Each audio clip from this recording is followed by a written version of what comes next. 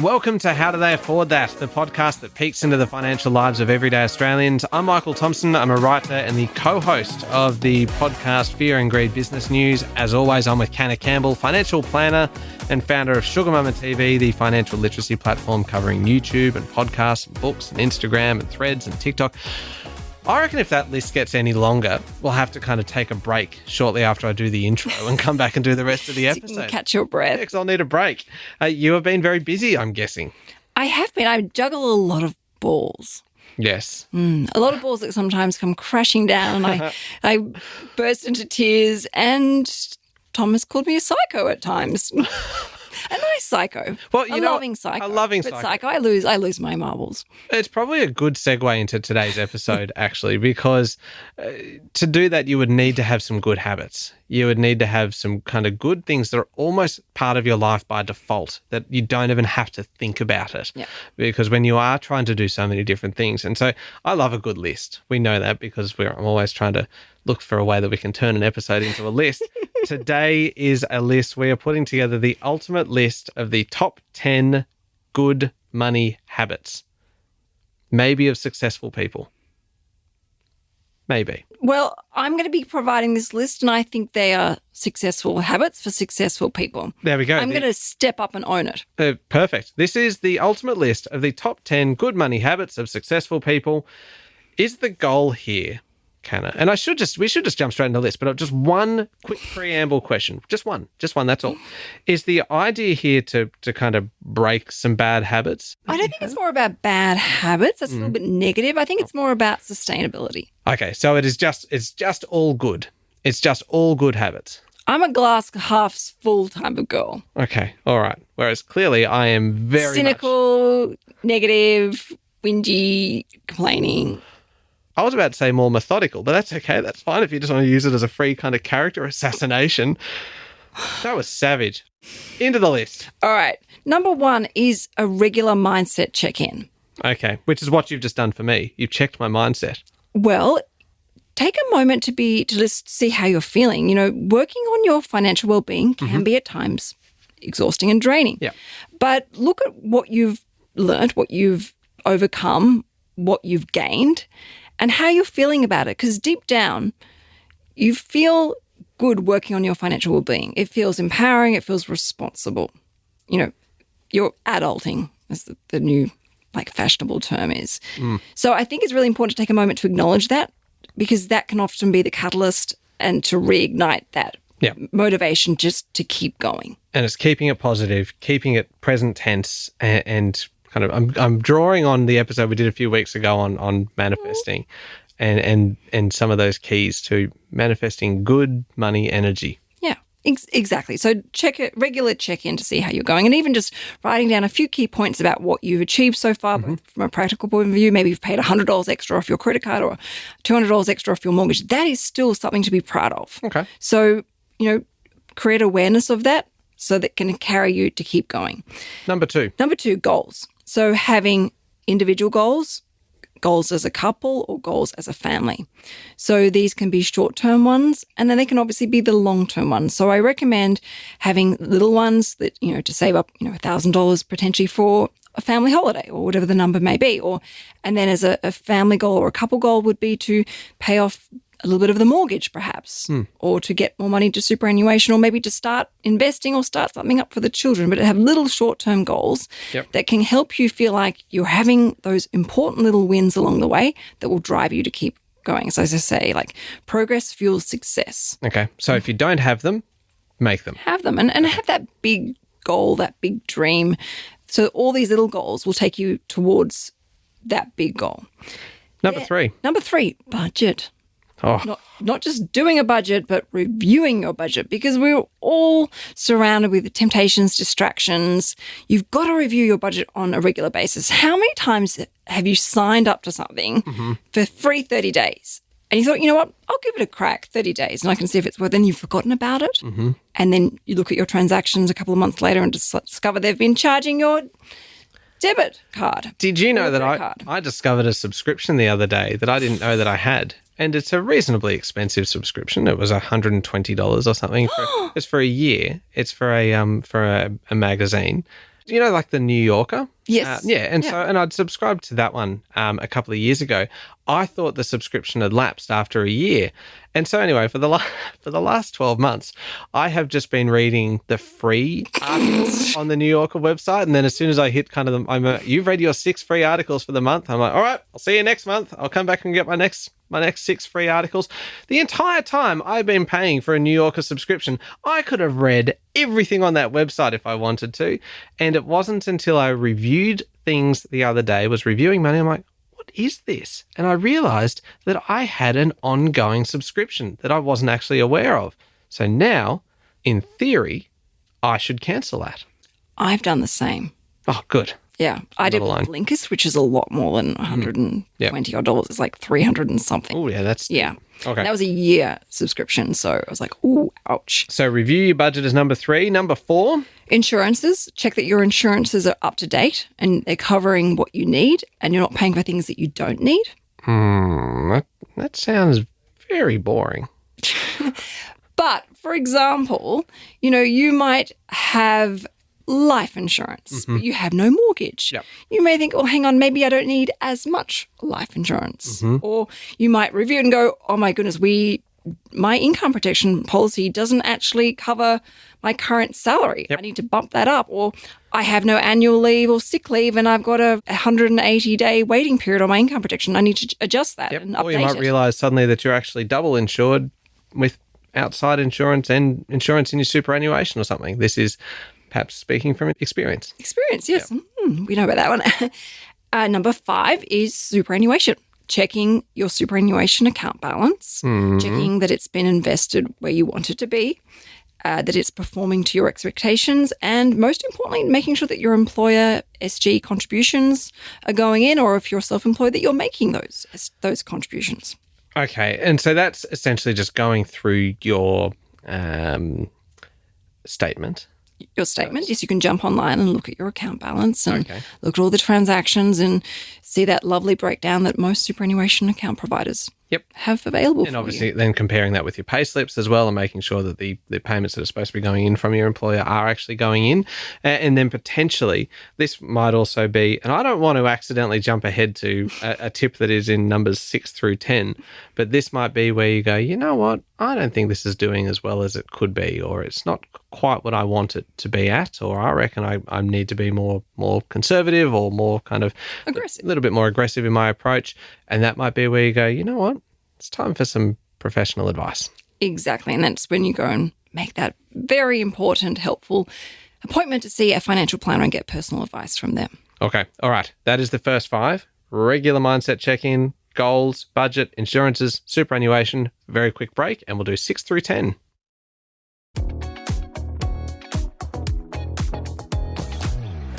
Canna, we're putting together today the top 10 good money habits of successful people. It is a really long title for that list. The top 10 good money habits of successful people. Top 10 best money habits. No, that's not any better, is it? No.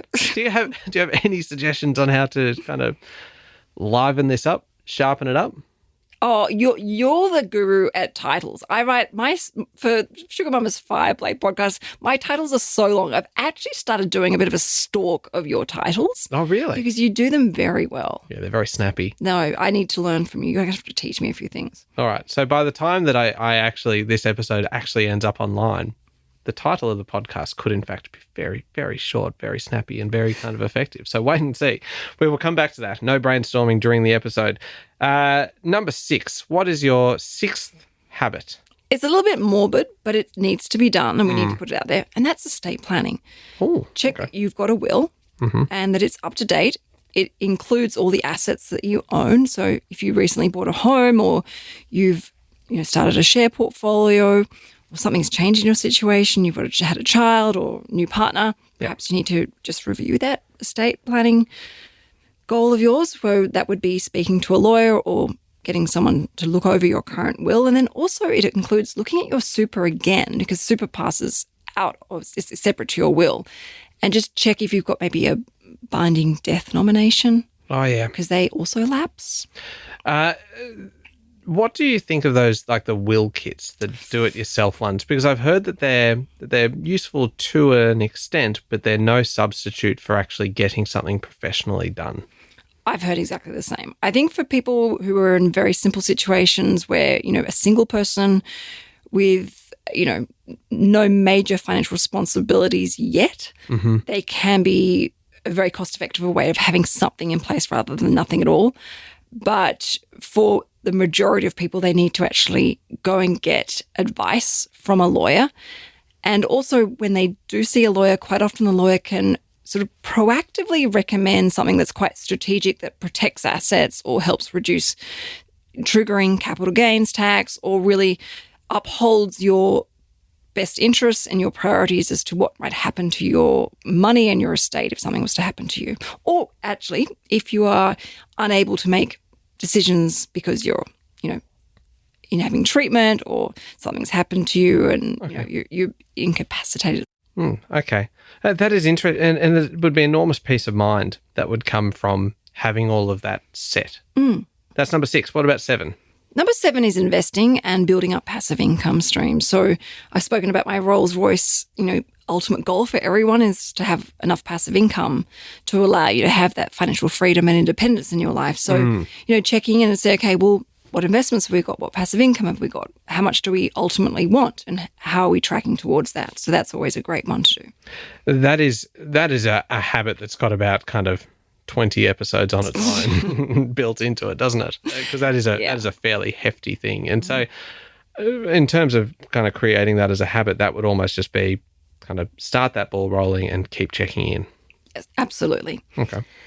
Number 8. A debt check-in. Oh, yeah. Okay. So right. Who do you owe money to and how much? What interest rate are you paying? Okay. So, for example, if you're in credit card debt, write a list of what credit card providers you owe money to and how much, what the interest rate you're paying. You can obviously build some goals around getting rid of that as quickly as possible. Or if you've just got a mortgage, see how you're progressing with your mortgage. How many years left do you have on that loan term? And what is happening with the interest rate that you're paying? Is that a competitive interest rate? Is it now time to look at refinancing? Do you need to make a phone call to your bank and negotiate a better interest rate? Okay. And how often should you be checking in on your debt then? Like, is it something that you would check in as often as like your superannuation or your investments or something, or is it something that you can more often? I'm not trying to be lazy here. Yeah, I feel like you're looking for a loophole. Excuse. It depends what type of debt. If it's a credit card debt, I'd be looking at it all the time because you really want to get that type of toxic debt out of your life as quickly as possible. But obviously with a mortgage, it's a kind of a heavy machine to move. So I would be looking at it probably every 3 months. Okay. But the general rule of thumb is you're normally ready to look at refinancing around the 4-year mark. I've never heard the 4-year mark before. I suppose at that point you've kind of been paying your mortgage fairly consistently over that time. Interest rates might have moved around and you're like, okay, by that point, any benefits of being a new customer would have worn off and you might be starting to pay a loyalty tax. Loyalty tax is expensive. That is why you need a good mortgage broker, as part of your little army, financial army, just to help you out. So, that's, have a look and see what, whether your bank can match what the bank next door is paying. But also, even if you don't necessarily want to refinance, look at how you're tracking. I mean, the banks put us automatically, well, most of us on a 30-year term. So if you're buying your first place at 40, do you really want to be paying your home off at age 69, 70 still? And that's assuming that you don't redraw or, renovate and take on new debt. So have a look at whether that term is actually going to work for you, and whether you need to look at maybe increasing your payments to pay that off sooner. And, what does that look like? And is that actually affordable? And what's the impact of that? What about number 9? What's the 9th good money habit? It's a bit of a professional one, and that's a check-in to see where you are in your career. Are you being paid fair market value, which makes you sound like a commodity. Doesn't mean to, but, are you being paid fairly? How do you do that? How do you figure that out? Is it research by talking to other people within the industry, or can you Google it? Well, obviously you can access a whole pile of, data online as to what, the average pay is for someone of your qualifications and experience, but also speaking to recruiters, see, is there a shortage? Is, the rate or the average pay much higher? And particularly if you're someone who's really invested in yourself and upskilled, by doing particular courses or learning how to use certain software and programs, are you being paid fairly? Or, maybe you could look at negotiating better working conditions where you have more flexibility. So it's just to make sure that you're getting paid your fair value at the time, and what other opportunities are out there for you to climb the corporate ladder if that's important to you, or to look at your next career move. Number 10. Have you saved a good one? It's actually 10? Really boring. Oh, really? Sorry to disappoint everyone. It's being on top of those tax deductions and keeping those receipts. That so boring and dull, I know. But it's kind of important, because this is, I think, the common block for why people put off doing their taxes, is because they forgot to keep and save your receipts and keep a note of things that could have potentially been tax deductible that weren't, or weren't sure, and you've just been lazy and disorganized. Can I ask you how you do it? How do you keep track of your tax deductions and your receipts? Because you are definitely... We've worked together for a little while, and I know that you would not be one of those ones who gets to the end of the year and then just goes in a mad scramble trying to search for pieces of paper in a shoebox. You would be, what are you, photos of receipts, email them to yourself, or do you store them in an app? So, good question. I will admit that last financial year I got a little bit anxious, because I feel like with the juggle of children and just my workload and so many balls in the air, I felt like I wasn't quite on my A game, keeping my personal tax stuff done. But business-wise, I use the MYOB Capture app, which is brilliant, because literally I take a photo of the receipt and it gets sent to my accountant, and they have everything there. So I'm on the ball with that, because that's easy to maintain. That's fantastic. Yeah, really good. When it comes to my personal expenses and tax deductions, I save them to a Google Drive file. And I will admit that Google Drive file, it's got a folder within Google Drive, it's saved there. It's a little bit of a mess, but at least everything's in one central destination. As it approaches the end of the financial year, I then go and segment and go, okay, well, these are my statements for my margin loan, and these are the statements for my investment loans. This is my home loan. This is all the sort of finer things I can then segment there. But at least everything's saved to the one destination. I will admit it is hard sometimes when you're constantly on the go to stay on top of it. So saving it all at the end of the day by scanning things and uploading it to a cloud is, so it's one place to go to organize. It makes life a lot easier. The way I do it is just take a photo with my phone and email it straight to myself. You put in the subject line kind of tax FY23 or whenever it is, or FY24 or whichever financial year you're in, and just a keyword like taxi or something like that. And all of a sudden, all you need to do is search for tax in your inbox, and it brings up every single thing you've sent to yourself. And it takes 20 seconds. So you're not saving the email to a file online, like in a cloud? No, because, if you use Gmail, it is already in the cloud. And it's... See, I've lost emails. Oh, no, see, this is the beauty... I don't trust that. No, this is the beauty of Google, right? Because it is, and Gmail, because it is in fact an email system that is powered by a search engine. Like the search capacity within kind of Gmail is kind of better than anyone's. And so that you can actually use that almost as a filing system. Well, that's what I do. Okay. There you go. All right. I'll take your word for it. You're not going to do it though, are you? I've lost emails. I'm not the savviest tech person. I'm sure you would know a lot more than I would, but I've lost important stuff on emails. You've called me in a panic before when you've deleted all of our notes for the I believe on a Sunday evening. Oh, that was fun. Yeah. But we found them. You know why? Because we were using Google, and it was all recoverable. And there I was panicking, thinking, do I tell confess?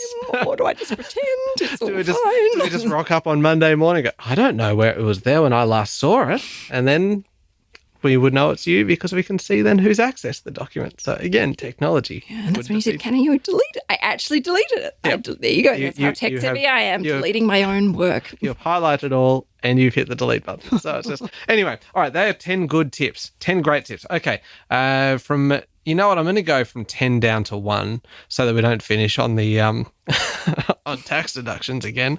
So 10 to 1. Number 10 is tax deductions and receipts. Keep on top of them as you go throughout the year using one of those strategies that we talked about. At number 9, career check-in. Check your pay. Check to make sure that you're kind of getting fair value. Do a bit of market research and see how you're kind of positioned against the rest of the industry.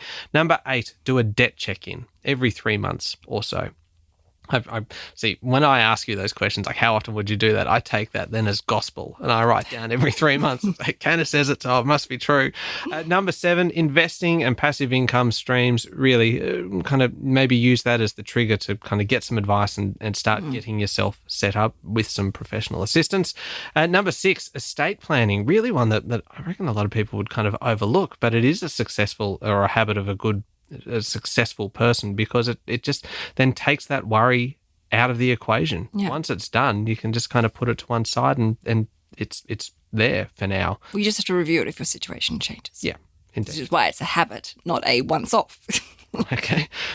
Feels like you are contradicting yourself and I'm exposing that. It feels as though this list does not need nitpicking, but that's okay. Number 6, estate planning. Number 5, superannuation. Check in. Again, check in on that one very regularly to make sure that see how it's performing, see whether you're happy with its performance and to make sure that the payments that you're expecting to go in are in fact going in. Number 4 is your insurances. Make sure everything is up to date, that you are covered for what you need and that you have sufficient and not necessarily doubling up kind of cover, which can also happen. Number 3, budget. Do and review your budget. Make sure you're on top of that one as your circumstances change, and also just that you're making sure that you're not paying for things unnecessarily. Number 2, goals.